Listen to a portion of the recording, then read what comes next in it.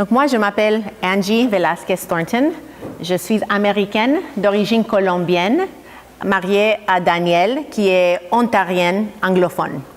Et nous sommes missionnaires avec la mission Cross World et nous étions des missionnaires au Sénégal pendant 10 ans et nous avons travaillé dans la formation des leaders et dans l'enseignement, moi parmi les femmes, dans l'église locale, dans une prison en tant qu'aumônière et dans l'institut biblique où les pasteurs étudiaient. Et là, c'est là que mon mari a enseigné.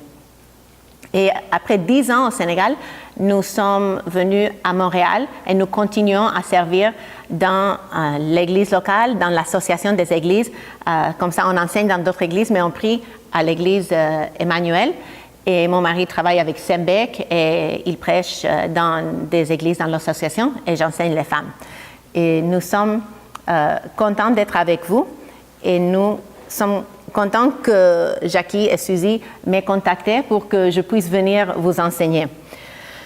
J'ai appris après que j'avais commencé à préparer parce que j'étudie l'évangile de Marc depuis quelques mois parce que ça me passionne et puis j'ai appris que vous avez déjà entendu des messages de l'évangile de Jean et Jackie a dit c'est pas grave, tu peux l'enseigner et les femmes vont apprendre des nouvelles choses de quelqu'un d'autre. Donc, comme vous connaissez déjà cet évangile, je pense que vous allez m'apprendre aussi de ce que vous avez appris de votre pasteur Johnny.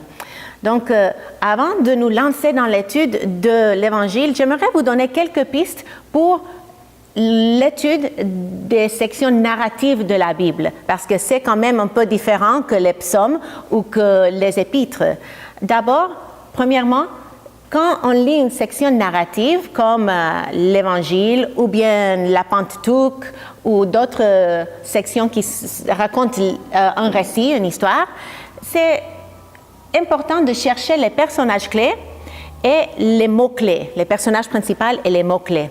Deuxièmement, faites attention au premier et au dernier verset d'un récit parce que souvent, il y a un lien, il y a un mot-clé ou une idée principale qui se trouve dans les deux versets, au début et à la fin, qui forment ce qu'on appelle une inclusion. Et cette idée, souvent, nous pointe vers l'idée principale de ce passage qu'on étudie. Troisièmement, quand on lit un récit, essayons de chercher le point culminant, l'apogée, le point de non-retour dans un passage, parce que normalement, c'est là qui se trouve l'idée principale. Et quatrièmement, j'aimerais vous demander que vous veniez préparer. Je vais vous donner en avance le texte qu'on va étudier pour la prochaine fois, et comme ça, si vous venez préparer, vous allez pouvoir vous poser ces questions que je viens de citer en avance et peut-être recevoir plus si vous avez déjà mijoté le passage dans votre cœur. Cinquièmement, j'aimerais seulement vous dire que moi, je suis en apprentissage comme vous. Je ne suis pas experte ni dans l'évangile de Marc, ni dans l'étude de la parole. Donc, je vais apprendre de vous lorsque vous apprenez de moi aussi. Et sixièmement, j'aimerais vous donner quelques utiles au fur et à mesure qu'on va étudier ensemble pour que vous puissiez les mettre en pratique dans vos cultes personnels aussi. Parce que souvent, c'est facile quand on ouvre la Bible pour méditer le matin, midi ou soir, de toujours aller vers les psaumes ou vers un épître préféré. Mais j'aimerais vous encourager de chercher dans des textes comme les évangiles, comme les prophètes ou la loi, le Pentateuque, parce qu'il y a des richesses à sonder si on apprend comment étudier et méditer sur ces textes. Est-ce que vous avez jamais entendu parler du Big Bang? Oui, le Big Bang, c'est en anglais, ça veut dire la grande explosion. Et c'est une théorie par rapport aux origines de l'univers. Et pour les gens qui ne croient pas du tout en Dieu, c'est peut-être l'événement le plus important de l'existence. Mais j'aimerais vous proposer qu'il y a un autre événement beaucoup plus important. Et que ce mythe du Big Bang, car c'est en réalité ce que c'est beaucoup moins important que la vérité que nous allons découvrir. Nous allons étudier l'évangile de Marc qui commence avec 4 grandes explosions. Lisons ensemble Marc 1, versets 1 à 15. Je vous donne le temps de tourner. Marc chapitre 1, versets 1 à 15. Voici le commencement de l'évangile de Jésus-Christ, Fils de Dieu, conformément à ce qui est écrit dans les prophètes. Voici, j'envoie mon messager devant toi pour te préparer le chemin. C'est la voix de celui qui crie dans le désert. Préparez le chemin du Seigneur, rendez ses sentiers droits. Jean parut. Il baptisait dans le désert et prêchait le baptême de repentance ou le pardon des péchés. Toute la région de Judée et tous les habitants de Jérusalem se rendaient vers lui. Reconnaissant publiquement leurs péchés, ils se faisaient baptiser par lui dans le Jourdain. Jean portait un vêtement en poil de chameau et une ceinture de cuir autour de la taille. Il se nourrissait de sauterelles et de miel sauvage. Il proclamait « Après moi vient celui qui est plus puissant que moi, et je ne suis pas digne de me baisser pour détacher la courroie de ses sandales. Moi, je vous ai baptisé d'eau. Lui, il vous baptisera du Saint-Esprit. » À cette époque-là, Jésus vint de Nazareth en Galilée et fut baptisé par Jean dans le Jourdain. Au moment où il sortait de l'eau, il vit le ciel s'ouvrir et l'Esprit descendre sur lui comme une colombe. Et une voix se fit entendre du ciel. « Tu es mon Fils bien-aimé. Tu as toute mon approbation. » Aussitôt, l'Esprit poussa Jésus dans le désert, où il passa 40 jours, tenté par Satan. Il était avec les bêtes sauvages et les anges le servaient. Après que Jean eut été arrêté, Jésus alla en Galilée. Il proclamait la bonne nouvelle du royaume de Dieu et disait « Le moment est arrivé et le royaume de Dieu est proche. Changez d'attitude et croyez à la bonne nouvelle. » Prions ensemble. Merci Père pour ta merveilleuse parole, l'évangile de Jésus-Christ, le Fils de Dieu. Maintenant, je te prie que tu ouvres nos yeux pour que nous puissions découvrir des merveilles de ta parole. Au nom de Jésus, Amen. Donc, je vous disais qu'il y a 4 grandes explosions dans l'évangile de Marc, dans notre récit de ce matin. Le premier, c'est l'explosion dans le silence. Versets 1 à 3. Il a été dit que Marc est l'évangéliste pressé. Il emploie le mot « aussitôt » à maintes reprises et il nous conduit dans la voie rapide pour raconter l'histoire de la vie de Jésus. Il ne nous donne pas les détails de la naissance de Jésus ni de la naissance de Jean. Il ne nous donne pas les généalogies de Jésus non plus, comme font les évangiles de Luc et Matthieu. Dans le premier verset et dans le dernier verset de notre récit, nous voyons la première inclusion dont je parlais tout à l'heure. Jésus est le Fils de Dieu et il est le sujet de cet évangile qui est souligné. Le mot évangile est dans le premier verset et puis dans le dernier verset de notre récit, l'évangile, c'est le contenu du message que Jésus est allé prêcher. Par cette inclusion, Marc veut souligner la centralité de l'évangile dans notre récit de ce matin et dans tout l'évangile. Et pourquoi je dis l'explosion dans le silence? Parce que 400 ans ont passé depuis la fin de l'Ancien Testament avec Malachie, le dernier prophète, et le commencement du Nouveau Testament avec la venue de Jean-Baptiste, le premier prophète dans le Nouveau Testament. Ces 400 ans sont marqués par le silence parce que Dieu n'a pas donné de nouvelles révélations. Et qui est le premier prophète qui brise ce silence dans notre passage?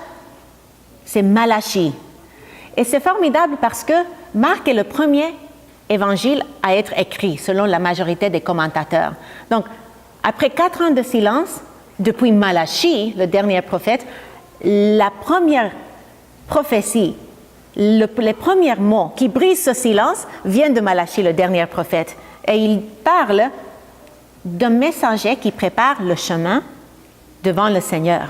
Ensuite, Ésaïe 40, verset 3, prophétise de celui qui crie dans le désert, « Préparez le chemin du Seigneur, rendez ses sentiers droits. » Ce verset d'Ésaïe, c'est dans le point tournant, dans le tournant de sa prophétie, du livre d'Ésaïe. Les chapitres 1 à 39 d'Ésaïe parlent surtout du jugement de Dieu envers le peuple de Juda pour leur désobéissance à l'Alliance. Et à partir du chapitre 40 jusqu'à la fin d'Ésaïe, ça parle de la délivrance et de la restauration. Mais Ésaïe, dans ce verset, ne parle pas d'un simple homme, parce que dans la langue originelle, dans l'hébreu, préparer le chemin du Seigneur, en hébreu, c'est Yahweh. Donc, en citant ce verset, Marc pointe vers la divinité de Jésus et souligne dès le commencement de son évangile que Jésus est Dieu dans la chair. Et quel est ce chemin? Quel est le chemin que Jean préparait? Le chemin de Jésus n'était pas une philosophie. Ce n'était pas une liste de règles non plus. Le chemin de Jésus, c'était le chemin qui le mène à la croix. Et la croix est si centrale à l'évangile de Marc que l'évangile de Marc, la moitié de son évangile, se focalise sur la dernière semaine de la vie de Jésus. Donc la première partie de l'évangile de Marc, la première moitié, prend les 3 ans de ministère de Jésus. Et la dernière moitié parle que de cette dernière semaine qui mène Jésus à la croix. La croix est centrale, pas seulement à l'évangile de Marc, mais au salut, à notre salut.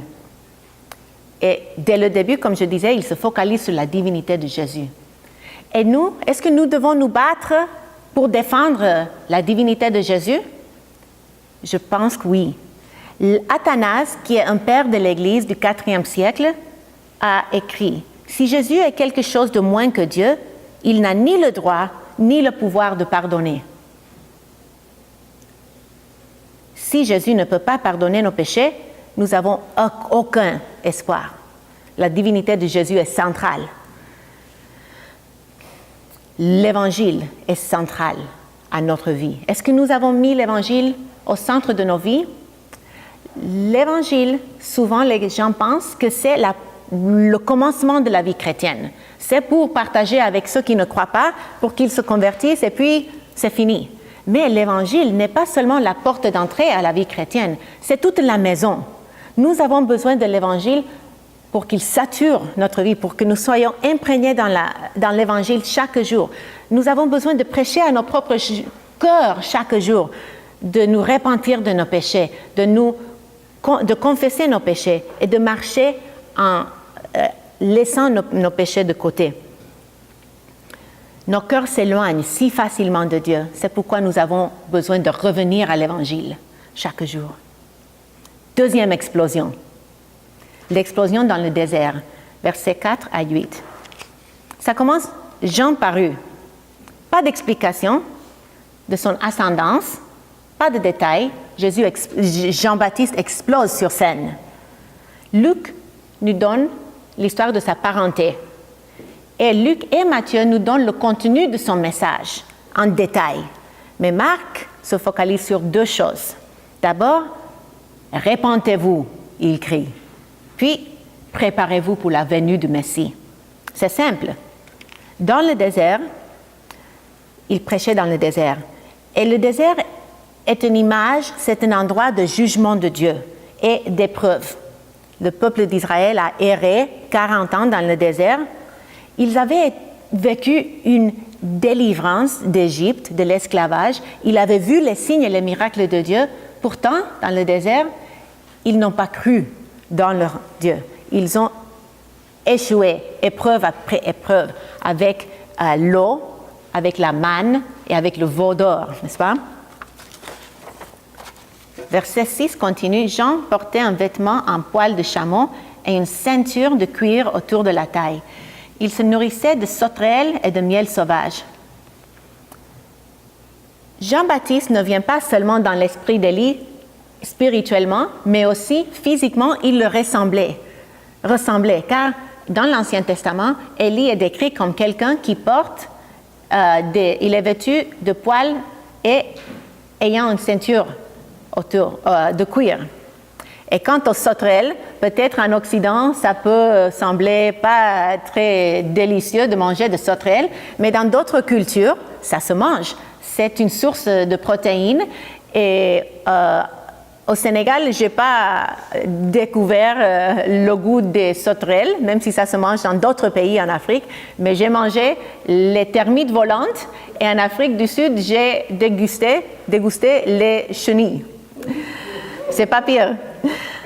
Versets 7 et 8 continuent. Après moi vient celui qui est plus puissant que moi, et je ne suis pas digne de me baisser pour détacher la courroie de ses sandales. Moi, je vous ai baptisé d'eau, lui, il vous baptisera du Saint-Esprit. Dans ces versets, nous voyons l'humilité du messager. Il aurait pu se gonfler d'orgueil. Il aurait pu penser qu'il était quelqu'un de spécial et se focaliser sur lui-même. Toute la région de Judée et tous les habitants de Jérusalem venaient vers lui. Il aurait pu fonder une méga-église. Mais il est humble et il pointe les gens vers Jésus. Il se focalise sur lui et il décrit son baptême comme supérieur à celui de Jean-Baptiste. En plus, il ajoute que son baptême est inférieur parce que Jésus baptise du Saint-Esprit. Et il faut dire que dans l'Ancien Testament, c'est seulement Dieu qui a le droit de conférer le Saint-Esprit. Donc, encore une fois, subtilement, Marc nous rappelle de la divinité de Jésus. Donc, nous voyons que le message principal de Jean-Baptiste, c'est la repentance. Et est-ce que vous avez jamais assisté à une réunion de prière qui était focalisée presque exclusivement sur la repentance et la confession publique de péché? C'est rare, n'est-ce pas? Ça serait un peu inconfortable même pour nous. Pourtant, la repentance et la confession de péché est la porte qui ouvre le ciel, et la clé qui ouvre les portes du ciel pour le réveil. Dans l'histoire de l'Église, les plus grands réveils ont toujours été marqués pas par des signes et des prodiges, autant que par une sincère repentance du peuple de Dieu et un brisement pour leurs péchés. Quand j'étais au séminaire, quand je faisais mes études, chaque année, on donnait un cours sur l'évangélisation. Et chaque année, quelqu'un se convertissait. Et je ne dis pas que quelqu'un se convertissait parmi les gens qu'on évangélisait pour mettre en pratique ce qu'on apprenait dans le cours. Je dis que chaque année, quelqu'un qui étudiait au séminaire se convertissait. Donc, avant d'aller plus loin, je vous invite, s'il y a quelqu'un ici qui n'a jamais mis sa foi en Jésus, qui ne s'est jamais repenti de ses péchés, les confesser et détourner de ses péchés, je vous invite ce matin à le faire. Voici maintenant le moment favorable. Voici maintenant le jour du salut. Et nous qui avons déjà mis notre foi en Jésus, est-ce que notre cheminement avec lui est marqué par la repentance, par le fait que nous nous détournons de nos péchés? Dans l'Évangile, la repentance est au centre. Troisième explosion, l'explosion venant du ciel, versets 9 à 11. À cette époque-là, Jésus vint de Nazareth en Galilée. Il fut baptisé par Jean dans le Jourdain. Tel que Jean, Jésus entre en scène, boum, c'est comme une explosion. Pas d'histoire de sa généalogie, ni de sa naissance, comme en Matthieu et Luc. Pourquoi est-ce que Jésus avait besoin d'être baptisé? Matthieu 3, 13 à 11 répondent à cette question. Alors Jésus vint de la Galilée jusqu'à Jourdain, vers Jean, pour être baptisé par lui. Mais Jean s'y opposait en disant, « C'est moi qui ai besoin d'être baptisé par toi, et c'est toi qui viens vers moi? Jésus lui répondit, « Laisse-moi faire maintenant, car il est convenable que nous accomplissions ainsi tout ce qui est juste. » Donc les commentateurs disent qu'il y a deux raisons par ce verset. Jésus, d'abord, s'identifie au plan de Dieu. Toute justice. Le plan de Dieu est la justice. Deuxièmement, il s'identifie au peuple de Dieu qui est venu sauver. Le baptême est l'inauguration du ministère de Jésus. Les apôtres, dans les premiers chapitres d'Actes, avaient besoin de remplacer Judas. Et ils ont cherché quelqu'un, et il fallait que cet homme ait été avec Jésus dès son baptême, parce que c'était le moment qu'il marque comme le commencement de son ministère. Versets 10 à 11. Au moment où il sortait de l'eau, il vit le ciel s'ouvrir et l'Esprit descendre sur lui comme une colombe. Et une voix se fit entendre du ciel. « Tu es mon Fils bien-aimé, tu as toute mon approbation. » Avec la breveté typique de Marc, avec 53 mots en grec, il décrit une scène qui a une valeur inestimable. Nous voyons 3 signes surnaturels. Premièrement, le ciel s'ouvrit. Ésaïe 53, 19 dit « Si seulement tu déchirais le ciel et descendais, les montagnes s'effondraient devant toi. » Cette idée du désir du peuple de Dieu pour que leur Messie vienne est exprimée dans ces versets. En grec, le mot « s'ouvrir » est le même mot qu'en Marc 15, 38, où il dit que le voile du temple se déchira depuis le haut jusqu'en bas. Donc c'est un mot fort pour décrire ce qui se passa. La Bible Darby le traduit « Il vit les cieux se fendre ». Donc, du début de son ministère et à la fin de son ministère, quand il était sur la croix, nous voyons 2 occurrences surnaturelles qui montrent la divinité de Jésus, encore une fois. Le deuxième signe dans ces versets, c'est que l'Esprit descend. Et encore, il y a une nuance dans le grec parce que ça dit que l'Esprit descend en lui ou dans lui. Et ce mot intensifie la signification et pointe vers le fait que Jésus a été complètement rempli du Saint-Esprit et doté pour le ministère qui allait suivre. Finalement, troisièmement, une voix se fait entendre. Ésaïe 42, verset 1, dit « Voici mon serviteur que je soutiendrai, mon élu, en qui mon âme prend plaisir. J'ai mis mon esprit sur lui. Il annoncera la justice aux nations. » Donc, ce que le Père dit, et il le cite presque mot par mot de ce verset en Ésaïe. Et souvent dans le Nouveau Testament, quand on cite un verset de l'Ancien Testament, si on ne complète pas tout le verset, c'est sous-entendu. Les locuteurs, ceux qui entendaient, pensaient au reste du verset. Et j'aimerais faire une parenthèse pour vous dire que je suis encouragée quand je pense à ces mots. Il annoncera la justice aux nations. Est-ce qu'il y a quelqu'un de juif ici ce matin?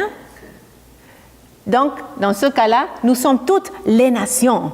Et je rends grâce au Seigneur qu'il est venu annoncer la bonne nouvelle pour nous aussi, qui étions parmi les nations, loin de lui. Car Éphésiens 2, 13 dit « Souvenez-vous qu'à ce moment-là, vous étiez sans Messie, exclus du droit de cité en Israël, étrangers aux alliances de la promesse, sans espérance et sans Dieu dans ce monde. » De plus, le baptême de Jésus révèle la Trinité, Père, Fils et Saint-Esprit. Et au centre de ces relations, c'est l'amour, comme le Père dit par rapport au Fils. Ceci est le point culminant de notre récit, l'aurore d'une nouvelle ère. Le peuple de Dieu anticipait ce moment, languissait depuis des centaines d'années pour que le Messie arrive. Et le jour est arrivé. Le Messie est là. Le Père et le Saint-Esprit en rendent témoignage. Donc le message principal de ce passage est ceci. Jésus-Christ est le Fils bien-aimé de Dieu. Donc, répentons-nous et croyons dans son évangile. Je répète, Jésus-Christ est le Fils bien-aimé de Dieu. Donc, répentons-nous et croyons dans son évangile. Le Sénégal est un pays à 95% musulman. Et quand nous faisions l'évangélisation, nous essayons de parler de notre foi. Et c'est une chose très facile au Sénégal parce que c'est une culture hautement religieuse. C'est tout à fait normal de parler de notre foi. Donc, nous parlions avec nos amis musulmans et ils disaient tout de suite, quand ils apprenaient qu'on était chrétiens, ils disaient « Mais Dieu n'a pas engendré de fils. Ça, c'est pas bon. Dieu est un. Dieu est unique. Dieu est seul. » Et je leur posais une question. Est-ce que Dieu est éternel? Est-ce que Dieu a un commencement? Et ils disaient non, mais Dieu est éternel. Oui, bien sûr, il n'a pas de commencement. Donc je leur disais, qui a-t-il aimé dans l'éternité infinie du passé? Avec qui est-ce qu'il partageait son amour, ses attributs? Et ils restaient mus. Parce que leur Dieu ne peut pas manifester son amour que envers l'être humain qu'il a dû créer pour le partager. Mais nous savons bien que notre Dieu ne nous a pas créés parce qu'il se sentait seul, parce qu'il n'avait personne pour aimer. Nous savons que Dieu a existé dans l'éternité du passé, dans une relation Père, Fils et Saint-Esprit, une relation parfaite d'amour. Il partageait une communion parfaite, une union, une harmonie parfaite dans l'amour. Et si Dieu nous a créés, ce n'était pas parce qu'il avait besoin de quelqu'un pour aimer, mais parce qu'il voulait partager l'amour qui existait déjà dans la Trinité. Le Fils, depuis l'éternité passée, a continué pendant son ministère ici-bas. Le Père déclare son amour pour le Fils publiquement et le Saint-Esprit vient demeurer en lui. Si Jésus comptait sur l'aide du Saint-Esprit afin d'accomplir son ministère, combien de plus avons-nous besoin du Saint-Esprit? Est-ce que nous appuyons sur l'aide de Saint-Esprit constamment afin de marcher dans le Seigneur? Ou est-ce que nous comptons sur nos propres forces? Est-ce que nous marchons avec nos propres énergies? Marchons dans les traces de notre Seigneur Jésus. Vivons en dépendance totale en lui. Quatrième explosion, l'explosion du Fils tenté, versets 12 à 13. Marc écrit, « Aussitôt l'Esprit poussa Jésus dans le désert. » Matthieu le décrit ainsi, « Jésus fut amené par l'Esprit dans le désert. » Luc dit, « Il fut conduit par l'Esprit dans le désert. » Mais Marc utilise un mot intense, il le poussa. Ce mot est le même mot en grec qui est utilisé pour parler du ministère de Jésus quand il chassait les démons. Donc, si ce n'est pas une explosion, quand même, c'est une manifestation puissante de ce que le Saint-Esprit a fait quand il a conduit Jésus dans le désert pour être tenté par son pire ennemi, Satan. Dans le désert, encore une fois, nous voyons cette image. 40 jours, Jésus a été tenté par Satan. 40 ans, le peuple de Dieu a été mis à l'épreuve dans le désert. 40 jours, Moïse a été sur la montagne sainte avec l'Éternel. 40 jours et 40 nuits, Élie le prophète a marché pour arriver à la montagne de Dieu. Pourquoi est-ce que ce moment de tentation dans le ministère de Jésus est si important? Parce que si Jésus avait cédé à la tentation, nous n'aurions pas un sacrifice parfait pour nos péchés. Nous serions toujours morts dans nos péchés. Par contre, s'il n'avait pas été tenté, les gens pourraient l'accuser d'être un robot divin et pas un vrai homme. Mais nous savons bien que Jésus est 100% homme et 100% Dieu. Hébreux 4, verset 15 dit, « En effet, nous n'avons pas un grand prêtre incapable de compatir à nos faiblesses. Au contraire, il a été tenté en tout point comme nous, mais sans commettre de péché. » Comme d'habitude, Marc ne cite pas tous les détails comme dans l'évangile de Luc ou de Matthieu, mais il donne l'essentiel. Il ne nous dit même pas que Jésus a triomphé dans sa tentation, mais c'est sous-entendu. Et peut-être il le laisse comme ça pour nous rappeler que le combat contre Satan et ses démons a continué tout au long de son ministère jusqu'à la croix où il a triomphé sur les forces du malin. Marc ajoute un mot qui n'est pas dans les autres évangiles.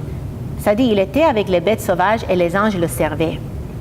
Dans notre monde déchu, les bêtes sauvages sont des objets d'horreur, de terreur. Et le désert, c'est un lieu d'hostilité, loin du jardin, loin de Dieu. Mais dans le danger, dans la détresse, dans la solitude, dans la tentation, Dieu envoie ses anges pour servir Jésus. Dieu n'a pas abandonné le Fils. Il le soutient et le fortifie. Quant à la tentation, John Piper, un pasteur américain, dit « Le péché trouve son pouvoir en me persuadant que je serai plus heureux si je le suis. Le pouvoir de toute tentation est la promesse qu'elle me rendra plus heureux. » Quand nous faisons face à la tentation, qu'est-ce que nous faisons?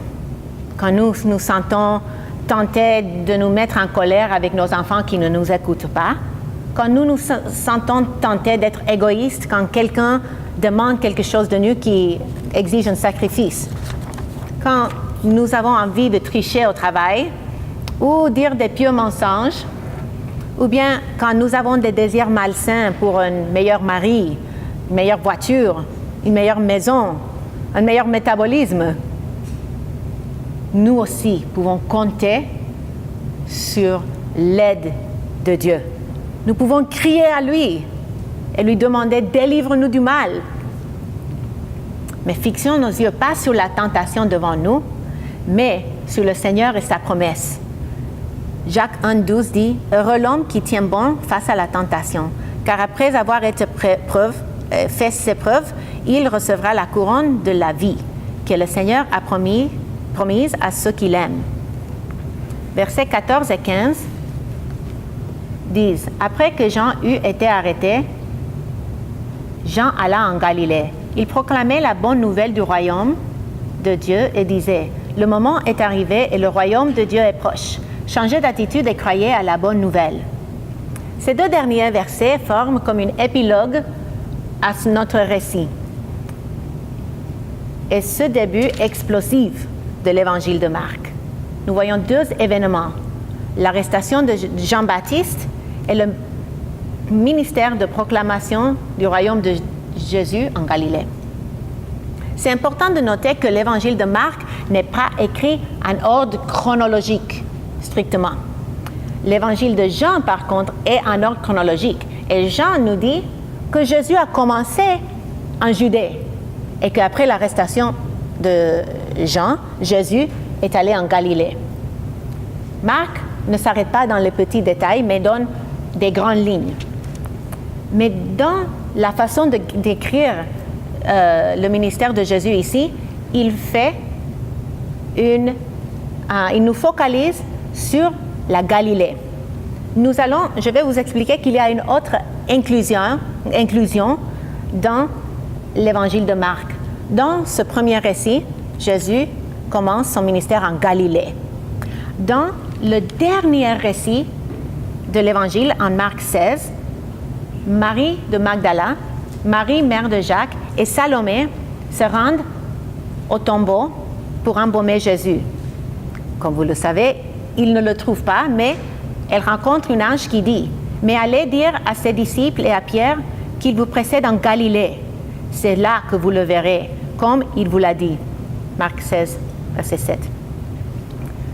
Par cette inclusion au début et à la fin de son évangile, Marc souligne l'importance de Galilée. Et Galilée était considérée à l'époque une région insignifiante, peuplée par des pêcheurs, par des gens simples, pas trop instruits. Et Judée était, avec Jérusalem au centre, là où les élites du judaïsme se trouvaient, ceux instruits dans la loi et fiers de leur piété.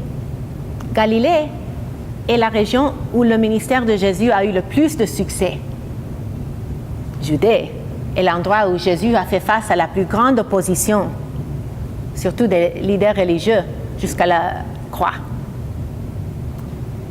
Cela m'encourage parce que Jésus se pointe vers les lieux insignifiants. Il cherche les personnes insignifiantes, car nous étions insignifiantes avant que Jésus vienne nous chercher. J'aime aussi, comme parenthèse, qu'au début de son ministère, il parle de l'Évangile dans ses premiers récits. Et dans le dernier, il s'en sert de 3 femmes insignifiantes pour porter la bonne nouvelle ou l'Évangile de la résurrection de Jésus. Nous allons revenir à ce récit vers la fin de nos mois ensemble dans la parole. En conclusion, Marc nous permet de visionner 4 grandes explosions en succession rapide dans son évangile. L'explosion dans le silence, l'explosion dans le désert, l'explosion venant du ciel et l'explosion du Fils tenté. Comme un coureur pressé pour atteindre le but, Marc nous oblige à courir aussi vite pour maintenir son rythme. Chaque saint pointe vers le cœur de son message ce matin. Jésus-Christ est le Fils bien-aimé de Dieu, donc répandons-nous et croyons dans son évangile. Prions. Père Saint, nous te glorifions pour ton évangile de ton Fils bien-aimé. Nous t'adorons, Père, Fils et Saint-Esprit. Aide-nous à marcher dans la repentance. Aide-nous à nous détourner de nos péchés et à vivre l'Évangile chaque jour dans la puissance de ton Esprit. C'est dans le bon nom de Jésus que nous avons prié.